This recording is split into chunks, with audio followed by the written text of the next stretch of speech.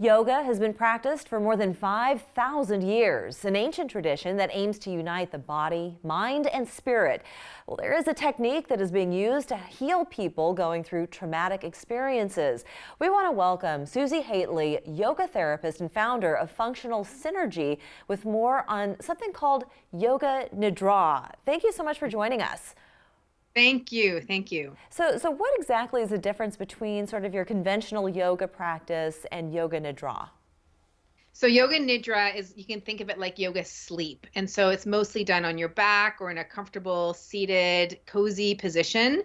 And we call it, like, you get into your Yoga Nidra nest, and it's a combination of like a guided relaxation, body scan, breathing. It's a place to really experience deep relaxation without moving like you would think about the regular class. So for people who are either insomniacs or they're sleep deficient, how does this help? And does it help? Because those folks tend to be kind of operating on a different plane. Yes. And so the key piece of it is it really helps move us from a fight or flight stress response into more of a rest and digest relaxation response. And when we're not having a lot of sleep, we can be operating on that sort of agitated realm, and we haven't had that deep restoration. And so the nice thing about Yoga Nidra is it's like a non-sleep deep rest. So you're alert, but your whole system is dropping down. And there's quite a bit of science about what it does with brain waves and what it does with melatonin, and it can be restorative than actual sleep. Now, I've heard the term conscious sleep associated with this type of yoga. Is that what you would consider it to be, a conscious sleep?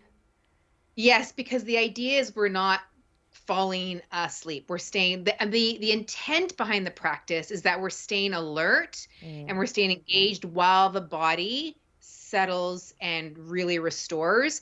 And in an initial practice, oftentimes, is that because a lot of people need restoration. A lot of times we initially fall asleep while doing the practice, and then as you do the practice, you become more alert, more awake, while your body itself is coming into a deep rest. So would you recommend someone doing this more in the beginning of the day, middle of the day? I've been doing it at the time of sleep, so that's why I immediately fall into a deep sleep. But would you recommend this for earlier in the day?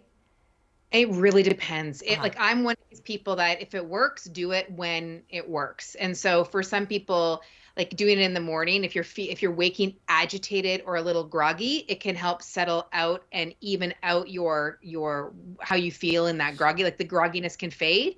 Then sort of middle of the day, when you're like 2 o'clock, 3 o'clock, when you're getting those middle leg of the day sort of drain, rather than going for the coffee and the cookie, doing some.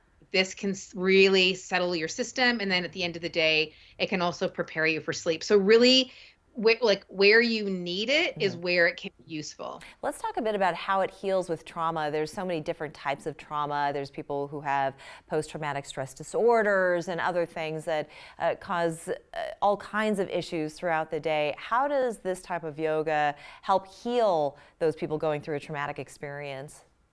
Well, there's a few things. And the first one, as I mentioned earlier, is that a lot of times, like, grief and trauma can trigger a stress response, and this can enable a rest and digest settling response.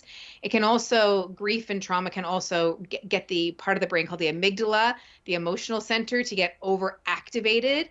And the Yoga Nidra can help the emotional processing, because we're in a relaxed state.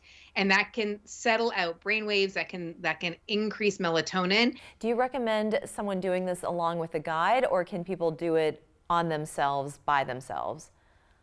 So two answers to that. The first one is there's lots of recorded Yoga Nidras that are available online that people can find on YouTube that they can follow along, and that can be someone that's guiding them.